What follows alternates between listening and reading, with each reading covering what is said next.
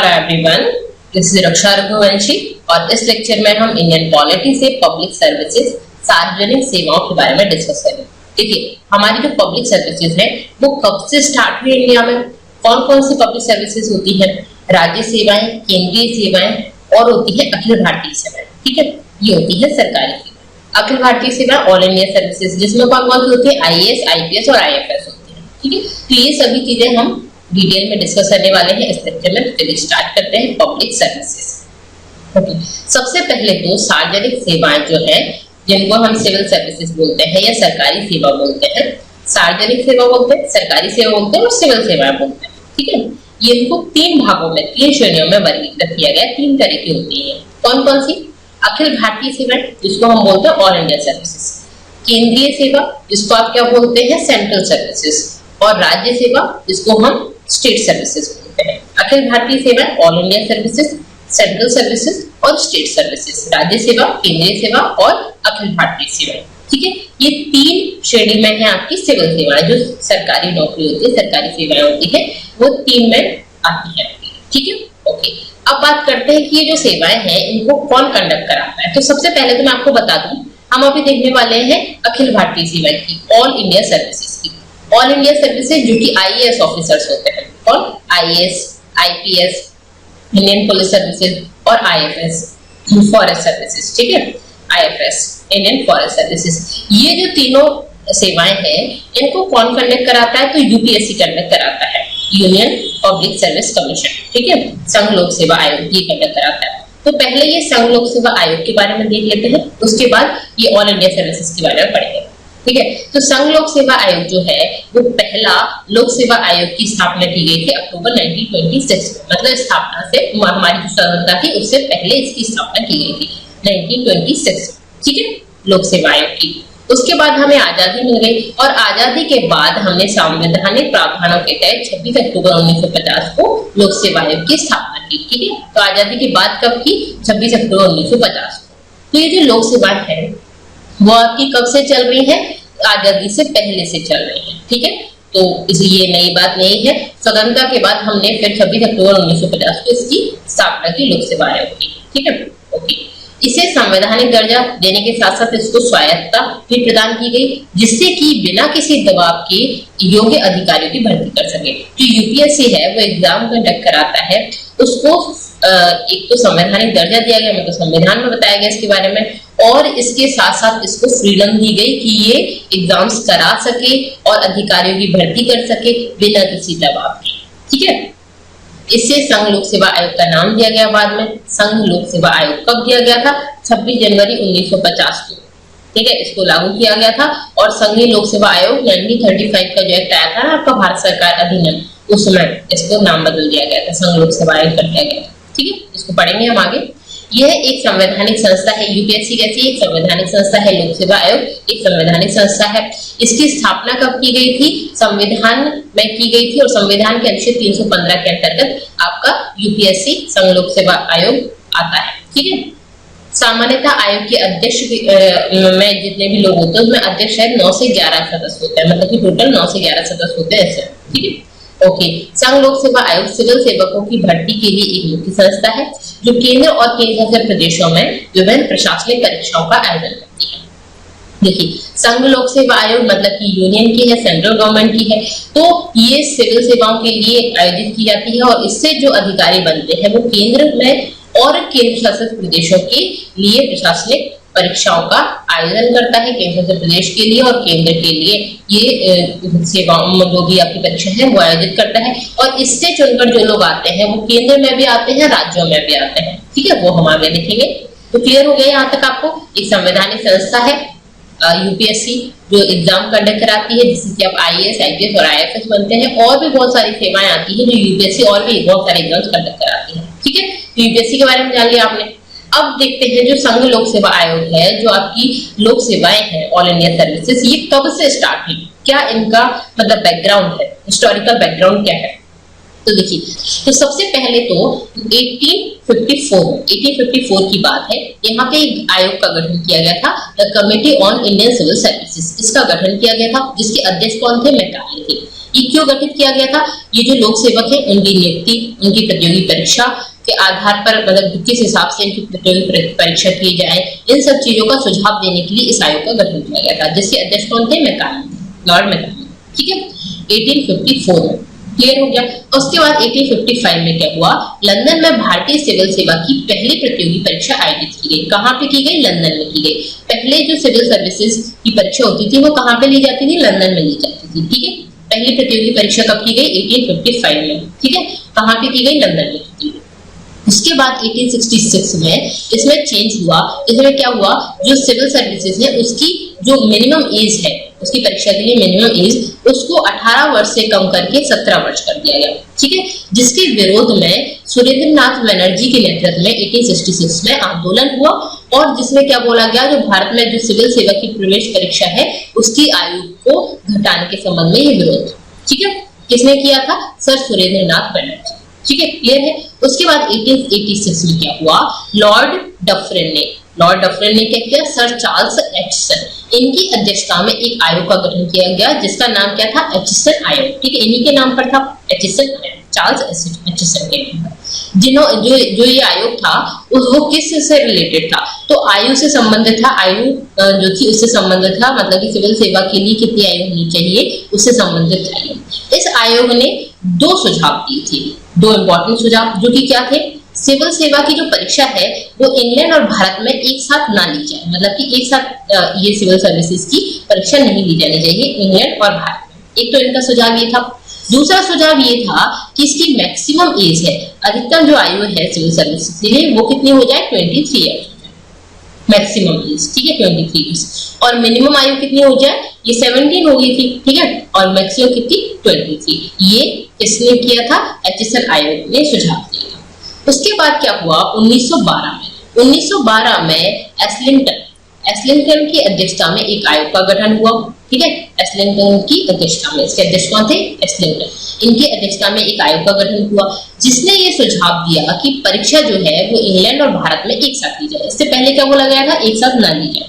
यहाँ पे क्या बोला गया कि एक साथ ली जाए, इंग्लैंड में और भारत में परीक्षा एक साथ ली जाए। ठीक है, ये तीसरा आयोग हो गया। क्लियर हो गया? ओके। उसके बाद 1922 की बात करते हैं।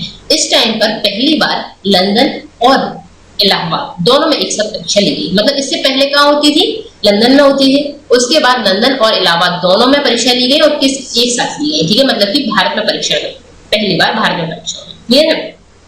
ठीक है, तो ये जो सेवाएं हैं भारत की केंद्रीय सरकार की प्रत्यक्ष नियंत्रण में थी। ठीक है, इसलिए इंपॉर्टेंट है, केंद्रीय सरकार के प्रत्यक्ष नियंत्रण में थी। उन्हें केंद्रीय सेवाओं का नाम दिया गया था और जो ये सेवाएं थी उनकी नियुक्ति गवर्नर जनरल के द्वारा की जाती थी। कौन करता था? गवर्नर जनरल करते थे। सिविल सेवाओं के लिए ये जो था वो भारत सरकार अधिनियम के द्वारा ये प्रदान किया गया था 1922 में। ठीक है, तो यहाँ पे इलाहाबाद में की गई थी, तो उससे पहले लंदन में की जाती थी। उसके बाद फिर क्या हुआ? 1926 में ली आयोग का गठन हुआ था। ली आयोग के सुझाव पर पहली बार लोक सेवा आयोग की स्थापना केंद्रीय लोक सेवा आयोग के रूप में की गई थी। कैसे की गई थी? केंद्रीय लोक सेवा आयोग। ठीक है, जो लोक सेवा आयोग था उसकी स्थापना केंद्रीय लोक सेवा आयोग के रूप में की गई थी, जिसके अध्यक्ष, ठीक है, और 4 अन्य सदस्य होते थे। इसके अध्यक्ष कौन थे? सर रोज वॉकर। ठीक है, सर रोज वॉकर ये इसके अध्यक्ष थे और 4 अन्य सदस्य थे, मतलब कि 5 लोग होते थे। ली आयोग ने लोक सेवा आयोग की स्थापना की किसके रूप में? केंद्रीय लोक सेवा आयोग के। इसमें 5 लोग होते थे, एक तो अध्यक्ष, बाकी 4 अन्य सदस्य। ठीक है, ओके। उसके बाद भारत सरकार अधिनियम 1935, इसके तहत केंद्रीय लोक सेवा आयोग ये नाम रख दिया गया था ली आयोग में। ठीक है, केंद्रीय लोक सेवा आयोग का नाम बदलकर संघीय लोक सेवा आयोग रख दिया गया। ठीक है, भारत सरकार अधिनियम 1935 के तहत इसका नाम बदल के क्या रख दिया गया? संघीय लोक सेवा आयोग रख दिया गया। उसके बाद 26 जनवरी 1950, ये स्वतंत्रता के बाद की बात है, इसमें ये जो नाम था वो बदलकर संघ लोक सेवा आयोग कर दिया गया था। क्या कर दिया गया? संघ लोक सेवा आयोग कर दिया गया था, जिसको हम क्या बोलते हैं? यूपीएससी। ठीक है, संघ लोक सेवा आयोग। ये तो इसका हिस्टोरिकल बैकग्राउंड है पूरा यूपीएससी का। अब हम यहाँ पे पढ़ते हैं अखिल भारतीय सेवाएं जो यूपीएससी कंडक्ट कराता है। ये क्या होती है? जो अखिल भारतीय सेवाएं हैं वो केंद्र और राज्य दोनों सरकारों के लिए एक समान होती है, दोनों एक समान होती है दोनों के लिए। ठीक है, तो ये ब्रिटिश टाइम से ही चल रही है, स्वतंत्रता के बाद की बात कर रहे हैं। अब हम यहाँ पे केंद्र और राज्य दोनों के लिए एक समान होती है अखिल भारतीय सेवाएं। वर्तमान में हमारे यहाँ पे 3 अखिल भारतीय सेवाएं हैं। कौन कौन सी? IAS, IPS और IFS। IAS भारतीय प्रशासनिक सेवा, administrative services, Indian administrative services, ठीक है। उसके बाद आती है पुलिस सेवा, ठीक है, भारतीय पुलिस सेवा, इंडियन पुलिस सर्विसेज, ठीक है। उसके बाद आती है वन सेवा, फॉरेस्ट सर्विसेज। एक और होता है IFS, फॉरेन सर्विसेज, ठीक है, ये होता है फॉरेन सर्विसेज। जो फॉरेन सर्विसेज होता है वो सेंट्रल गवर्नमेंट की होती है, ठीक है, केंद्रीय सेवाओं के अंतर्गत आती है। अब बात करते हैं भारतीय प्रशासनिक सेवा की। भारतीय प्रशासनिक सेवा IAS, इंडियन एडमिनिस्ट्रेटिव सर्विसेज, ये क्या होती है? तो सारी ऑल इंडिया सर्विसेज जो है, सारी अखिल भारतीय सेवाएं हैं, उनमें सबसे ऊपर होती है इंडियन एडमिनिस्ट्रेटिव सर्विसेज, ठीक है। इनमें जो भी लोग चुने जाते हैं वो केंद्र और राज्य दोनों जगह पर काम करते हैं, केंद्र और राज्य दोनों के लिए काम करते हैं, ठीक है। इनकी नियुक्ति के बाद में इनको जिला या तहसील में नियुक्त किया जाता है और उसके बाद फिर इनका इंक्रीमेंट होता है, पदोन्नति होती है। उसके बाद इनको राज्यों में विभागीय सचिव और केंद्र में कैबिनेट सचिव के पद तक इनको दिया जाता है। मतलब कि मैक्सिमम इनका जो ये जो जाएंगे मैक्सिमम कहां तक इनको पोस्ट मिल सकती है, तो राज्य में विभागीय सचिव तक मिल सकती है और केंद्र में कैबिनेट सचिव तक इनको पोस्ट मिल सकती है। जो कैबिनेट सचिव की पोस्ट होती है वो पूरे के पूरे भारतीय प्रशासनिक व्यवस्था का सबसे वरिष्ठ अधिकारी होता है, कैबिनेट सचिव, ठीक है। ओके, तो प्रशासनिक सेवा जो है हमारी इंडियन एडमिनिस्ट्रेटिव सर्विसेज, इसके थ्रू जैसे आप देखते हैं कलेक्टर बनते हैं, जो सबसे हम वेल नोन अधिकारी जो जानते हैं वो क्या होते हैं, हमारे कलेक्टर होते हैं, डिस्ट्रिक्ट कलेक्टर। ये जो डिस्ट्रिक्ट कलेक्टर होते हैं वो राज्यों में भी होते हैं, केंद्र सरकार के लिए भी है, ठीक है, तहसील में होते हैं, जिले में होते हैं, तो केंद्र और राज्य दोनों के लिए काम करते हैं। और सबसे बड़ा इनकी जब इनका इंक्रीमेंट होता है, जब इनकी पोस्ट बढ़ती है, तो ये कहां तक जा सकते हैं? केंद्र में कैबिनेट सचिव तक जा सकते हैं, राज्य में विभागीय सचिव तक जा सकते हैं और सबसे बड़ा जो पद होता है इसका सबसे वरिष्ठ अधिकारी होते हैं वो कैबिनेट सचिव होते हैं, ठीक है। ओके, उसके बाद हम बात करते हैं भारतीय पुलिस सेवा, ठीक है, IPS, इंडियन पुलिस सर्विसेज। ये जो IPS होते हैं उनको IAS से कम रैंक के होते हैं, ठीक है। क्या होता है बेसिकली, यूपीएससी एग्जाम कंडक्ट कराती है, यूपीएससी एग्जाम कंडक्ट कराती है, उससे उसी एक एग्जाम से IAS की भर्ती भी होती है, IPS की भी होती है, IFS की भी होती है। ये किस तरह से होती है?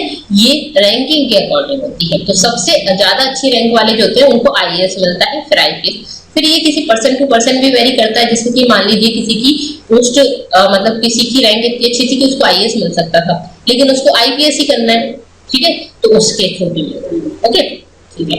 तो भारतीय पुलिस सेवा में जो भी लोग चयनित किए जाते हैं उनकी नियुक्ति जिला पुलिस अधीक्षक के कार्यालय में 2 वर्ष की ट्रेनिंग के बाद में उन्हें सहायक पुलिस अधीक्षक के रूप में नियुक्त किया जाता है। कैसे किया जाता है? सहायक पुलिस अधीक्षक के रूप में नियुक्त किया जाता है।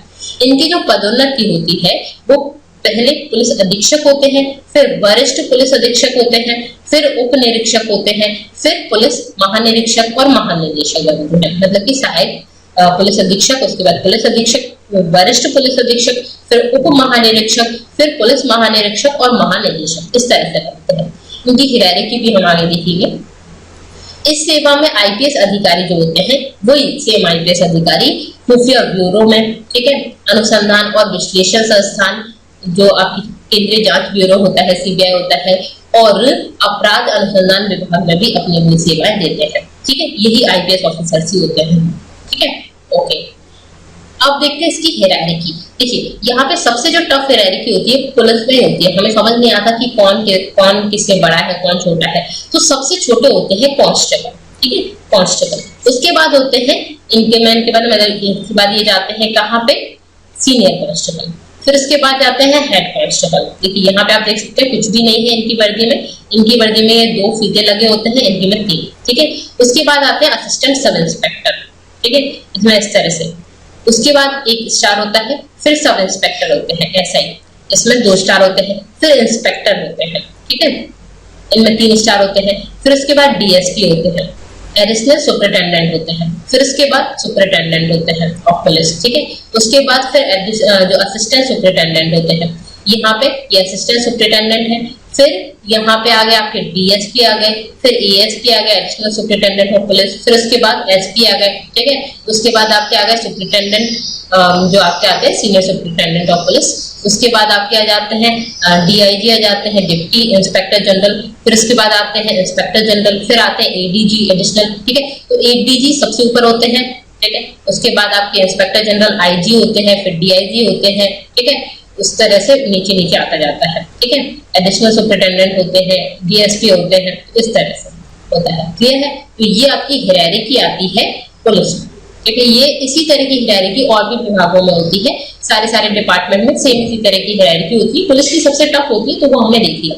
यहाँ पे आप देखते जा रहे हैं कि जैसे यहाँ पे ये होते हैं तीनों, फिर उसके बाद ये तीन आपने इस तरह से देख लिया, फिर उसके बाद यहाँ पे ये नहीं लगा होता है, 3 स्टार होते हैं, फिर ये भी आपने देखा स्टार। तो इस तरह से ये बढ़ता जाता है, ठीक है। और ये आईपीएस कैडर के लिए होती है, ये स्टेट पुलिस कैडर के लिए, ठीक है। ये हमने देख लिया स्टेट पुलिस कैडर, मतलब स्टेट पुलिस जो एग्जाम्स कंडक्ट कराती है उसके थ्रू ऐसे जाते हैं, और जो आईपीएस एग्जाम कंडक्ट कराते हैं मतलब कि ऑल इंडिया सर्विसेज, उसके थ्रू इस तरह से जाते हैं, ठीक है। अखिल भारतीय सेवा, क्लियर है? ठीक है। अब हम बात करते हैं भारतीय वन सेवा, आईएफएस, फॉरेस्ट सर्विसेज। देखिए आईएफएस का एक फुल फॉर्म होता है फॉरेन सर्विसेज, वो केंद्रीय सेवाओं में आएगा, वो हम आगे देखेंगे। फॉरेस्ट सर्विसेज जो है, इस सेवा का कब स्टार्ट की गई थी? 1966 में स्टार्ट की गई थी, मतलब कि स्वतंत्रता से पहले नहीं थी। स्वतंत्रता से पहले हमारी 2 ही सेवाएं थी, ठीक है। ये जो दोनों थी आईपीएस और आईएएस। उसके बाद आईएफएस कब स्टार्ट की गई थी? 1966 में की गई थी। किस लिए की गई थी? जो हमारी वन संपदा है उसके संवर्धन के लिए, उसके संरक्षण के लिए आईएफएस स्टार्ट किया गया था, ठीक है। इसमें जो अभ्यर्थी चयनित किए जाते हैं वो सहायक वन संरक्षक के पद पर काम करते हैं, और 4 वर्ष के बाद में ये अधिकारी बनते हैं, मतलब वरिष्ठ पद पर जाते हैं, और इनका जो वेतन है वो बढ़ाया जाता है, ठीक है। वन महानिदेशक केंद्र में सर्वोच्च पद होता है, वन महानिदेशक का जो पद होता है वो सबसे ऊपर का पद होता है, ठीक है। मतलब ये यहाँ तक जा सकते हैं, ओके, ठीक है। अब उसके बाद हम देखते हैं यहाँ पे इंपॉर्टेंट नोट, ये जो आईएफएस है फॉरेस्ट सर्विसेज, वो कब स्टार्ट की गई थी? 1966 में की गई थी। भारतीय वन सेवा की स्थापना तीसरी अखिल भारतीय सेवा के रूप में की गई थी। वेरी वेरी इंपॉर्टेंट, ये हमें पता होना चाहिए। 1947 में जब हम स्वतंत्र हो गए थे, उसके बाद क्या किया गया था? 1947 में भारतीय सिविल सेवा जो आईसीएस नाम हुआ करता था, उसका नाम बदल के क्या कर दिया गया था? आईईएस बदल के कर दिया गया था, ठीक है, इंडियन एडमिनिस्ट्रेटिव सर्विसेज। और सिविल सेवा में इंपीरियल शब्द के स्थान पर भारतीय शब्द जोड़ा गया था 1926, ठीक है। कौन सा? भारतीय शब्द जोड़ा गया था। उसके बाद जो आईपी मतलब कि इंडियन पुलिस था, उसके जगह पे आईपीएस नाम रख दिया गया था, मतलब कि आईएएस की जगह जो आईसीएस होता था उसकी जगह आईएएस, और आईपी की जगह आईपीएस नाम रख दिया गया था। और इंपीरियल वर्ड की जगह पे भारतीय शब्द कब जोड़ा गया था? 1926 में जोड़ा गया था। और ऑल इंडिया सर्विसेज में तीसरी जो अखिल भारतीय सेवा थी वो कब जोड़ी गई थी? 1966 में जोड़ी गई थी, इंडियन फॉरेस्ट सर्विसेज, ठीक है, ओके। अब हम बात करते हैं 1951 का जो अखिल भारतीय सेवा अधिनियम आया था उसके बारे में। अखिल भारतीय सेवा अधिनियम 1951 जो था वो केंद्र सरकार को राज्य सरकारों के परामर्श से नियम बनाने के लिए अधिकृत किया गया था। इस अधिनियम के थ्रू मतलब कि केंद्र सरकार कानून बना सकती है अखिल भारतीय सेवाओं से रिलेटेड, और किससे परामर्श करती है? ये राज्य सरकार से परामर्श करती है। इसके बाद ये नियम बनाएंगे, ठीक है। केंद्र सरकार द्वारा भर्ती और जो प्रशिक्षण है वो दिया जाएगा किनको? जो आईएएस, आईपीएस और आईएफएस बनेंगे उनको, उन अधिकारियों को कौन उनकी भर्ती कराएगा? तो केंद्र सरकार कराएगी। और उनको प्रशिक्षण कौन देगा? वो भी केंद्र सरकार देगी। मतलब ट्रेनिंग भी केंद्र सरकार ही कराती है, यूपीएससी की ट्रेनिंग केंद्र सरकार कराती है, हैदराबाद में होती है, और आपकी जो भर्ती है वो भी केंद्र सरकार ही कराती है। लेकिन ये काम कहाँ पे करेंगी? अलग अलग राज्यों में इनको सौंपा जाएगा। तो केंद्र का कोई कैडर नहीं होता, ये अलग अलग राज्यों में कैडर में भेजे जाते हैं। अलग अलग राज्यों में कैडर होते हैं, उन कैडर में इनको भेजा जाता है, ठीक है। कैडर में भेजा जाता है, वहां राज्यों में काम करते हैं, केंद्र का अपना कोई कैडर नहीं होता। मतलब इनकी भर्ती कौन करता है, प्रशिक्षण कौन देता है? तो केंद्र सरकार देती है। काम किसके लिए करते हैं? राज्य सरकारों के लिए करते हैं, राज्य भी काम करते हैं। अच्छा, राज्य सरकारों के लिए काम नहीं करते, कि काम तो केंद्र सरकार के लिए करते हैं, लेकिन राज्यों में काम करते हैं, ठीक है। इनकी जो प्रतिनियुक्ति पर केंद्र सरकार की सेवा करते हैं और अपना निर्धारित कार्यकाल पूरा करने के बाद अपने अपने राज्यों में चले जाते हैं। तो क्या होता है, ये जो अधिकारी होते हैं जो आपकी ऑल इंडिया सर्विसेज के थ्रू लगते हैं, वो राज्यों में भी काम करते हैं और केंद्र में भी काम करते हैं। इनको दोनों जगह पे भेजा जाता है।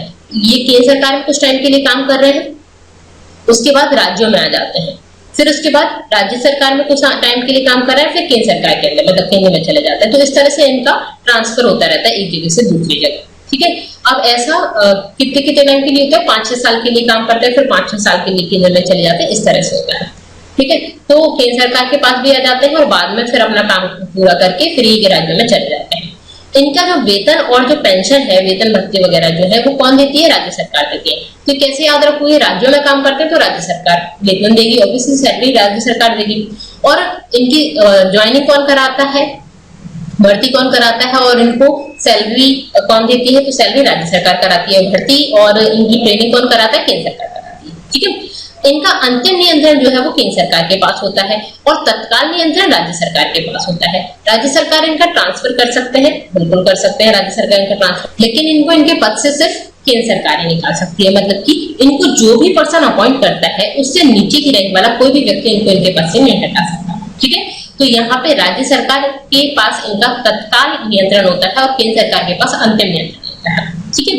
इन अधिकारियों के खिलाफ कोई अनुशासनात्मक कार्रवाई मतलब कि दंड लगाना केवल केंद्र सरकार के पास ही होता है इसकी अधिकार। ठीक है। राज्य सरकार के पास ऐसा कोई अधिकार नहीं होता। ठीक है। ओके। इसीलिए आपने देखा होगा राज्य सरकार जब भी ये जो अधिकारी हैं वो राज्य सरकार के अकॉर्डिंग काम नहीं करते हैं। राज्य सरकार जब चेंज होती है तो हमने देखा है कि जो कलेक्टर वगैरह है वो चेंज कर दिए जाते हैं, उनका ट्रांसफर कर दिया जाता है एक जगह से दूसरी जगह, तो इसीलिए किया जाता है। ठीक है। मतलब इनका जनरली राज्य सरकार जो आती है उसके बाद ट्रांसफर होते हैं। ठीक है। ओके। वो अपने जो पसंद के लोग हैं उनको रखते हैं, या फिर इनके साथ एक और चीज भी है कि ये बहुत ज्यादा टाइम तक एक जगह पे नहीं रहते, इनका ट्रांसफर होता रहता है। ओके। ठीक है। अब यहाँ इंपॉर्टेंट चीज देख लेते हैं। अखिल भारतीय सेवा के अधिकारियों के लिए बहुत अलग अलग विभिन्न कैडर होते हैं, लेकिन पूरे के पूरे देश में आम अधिकार मतलब सेम तरह के अधिकार होते हैं, सेम तरह की स्थिति और सेम तरह के वेतन दिए जाते हैं। ठीक है। तो पूरे के पूरे देश में एक तरह की वेतन भत्ते अधिकार इनको दिए जाते हैं। ये अलग अलग राज्यों में काम करते हैं, अलग अलग कैडर इनको मिलते हैं, लेकिन ऐसा नहीं है कि इनके अधिकार भी अलग अलग होंगे, अधिकार इनके एक जैसे होते हैं। ठीक है।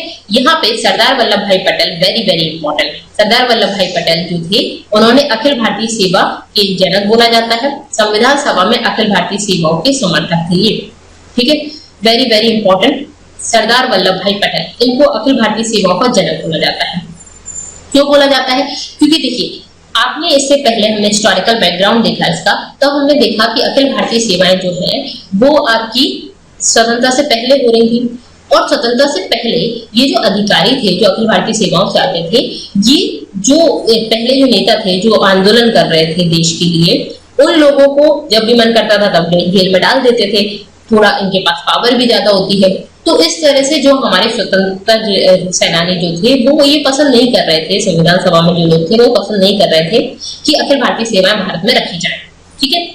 अब अखिल भारतीय सेवाएं भारत में रखी जाए ऐसा वो समर्थन नहीं कर रहे थे, तो यहाँ पे सरदार वल्लभ भाई पटेल ने बोला था कि नहीं, अखिल भारतीय सेवाएं भारत में होना बहुत बहुत इंपॉर्टेंट है, क्योंकि यही सेवाएं हैं जो केंद्र और राज्य के बीच में रिलेशन का काम करेंगी। इनको केंद्र सरकार प्रशिक्षण देगी, केंद्र सरकार पर इनका नियंत्रण होगा और राज्य सरकारों के पास जाके ये काम करेंगे राज्यों में, और पूरे के पूरे देश में एक तरह की स्थिति, एक तरह के वेतन, एक तरह का काम करेंगे, क्योंकि एक तरह की ट्रेनिंग दी जाएगी। ठीक है। तो पूरा का पूरा देश एकजुट होकर रह सकेगा, इसीलिए सरदार वल्लभ भाई पटेल ने इसका समर्थन किया था। ठीक है। सिविल सेवा के जनक किसको बोला गया है? लॉर्ड कॉर्नवालिस को बोला गया सिविल सेवा के जनक। ठीक है। सिविल सेवा के जनक। और यहाँ पे अखिल भारतीय सेवा के जनक किसको बोला गया है? वल्लभ भाई पटेल को बोला गया है। ठीक है। तो ये दोनों क्वेश्चंस यहाँ पे कंफ्यूजन होती है, इसलिए हमने दोनों के दोनों लिख दिए। यहाँ पे हमने क्या क्या पढ़ लिया इस लेक्चर में? हमने यहाँ पे पढ़ा all India services, all India services. ठीक है। अखिल भारतीय सेवाएं जो हमने ऑल इंडिया सर्विसेज पढ़ा, इसमें हमने तीन तरह की सेवाएं देखी, IAS, IPS और IFS। ठीक है। फॉरेस्ट सर्विसेज ये सबसे ऊपर होती है, फिर उसके बाद ये, फिर उसके बाद ये। यहाँ पे हमारा ये लेक्चर कंप्लीट होता है। That's all for this video. Thank you so much.